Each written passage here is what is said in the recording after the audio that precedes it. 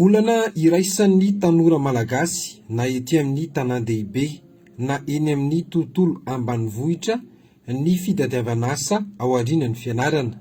Betsaka ihany koa nefa ireo tsy lasa lavitra tamin'ny fianarana, toa an'ireo tsy manana diplôma baccalauréat no very-hevitra amin'ny fiainana, tsy manao ninina. Ny sasany miasa ihany fa tsy zarizary, manao asan-tselika na manao ny asa tsy mifanetana amin'ny akory. Mijery azy ireny ny fitondram-panjakana ankehitriny. Ny filoham-pirenena dia nametraka ao anatin'ny velarany faha-efatra fa omendanja ny fampianarana teknika sy ny fanofanana arak'asa, indrindra any amin'ny faritra. Anisan'ny ifotoran'ny ministera ny fampianarana teknika sy ny fanofanana arak'asa ny fanatanterahana an'io velarany napetraky ny filohan'ny repoblika io. Paikady maro no napetraka, nampiarina ny politika ny fampianarana teknika sy ny fanofanana arak'asa. Nojerena avokoa ireo filana isaky ny faritra tsiraray ary natomboka avy hatrany ny fanofanana isam-paritra.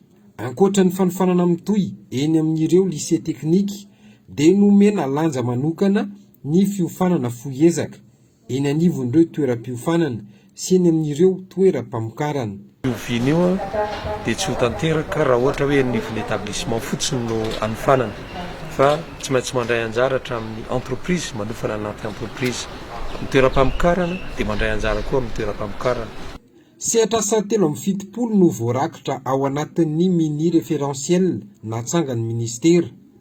Ao ireo sehatr'asa anofanana ireo tanora ao anaty fotoana fohy tsy mihoatra ny 3 volana.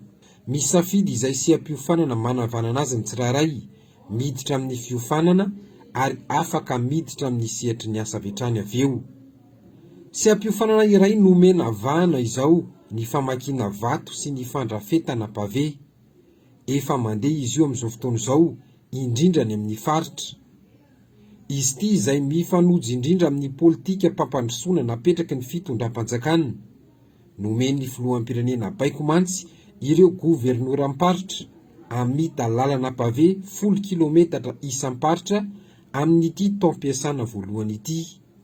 Anampy betsaka amin'ny fanatanterahana izany ity politika mpiofanana ity.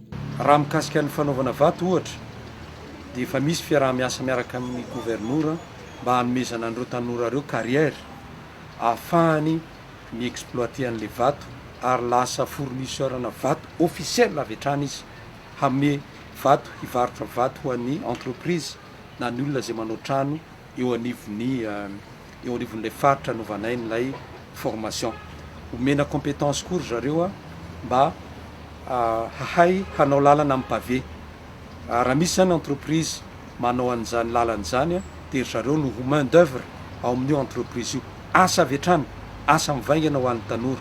Faritra maro no efa nametrahana azy ity, anisan'izany ao amin'ny faritra Nosy, neto amin'ny distrika Namboasara Atsimo, izay efa manamboatra lalana pavé eto an-tampon-tanàna ireo tanora tsy anasa na vita fiofanana. Ity zany no tetika asa napetraky ny gouvernoura hanafian'ireo tanora aty amin'ny faritra Anosy ho fampananana asa an'ireo tanora, indrindra ireo tanora tsy anasa, izay anisan'ny velorano napetraky ny Andriamatoa filoham-pirenena zany. Ankoatra ny famakiana vato sy ny fandrafetana pavé, seha-piofanana maro no efa napetraka arakaraka ny zava-misy isam-paritra. Ahitana tanora maro anisa tsy anasa izao aty amin'ny tapany atsimo Madagasikara. Io no anisan'ny antony fahantrana sy ny tsy fahampin-tsakafo izay miteraka ny kere ankehitriny.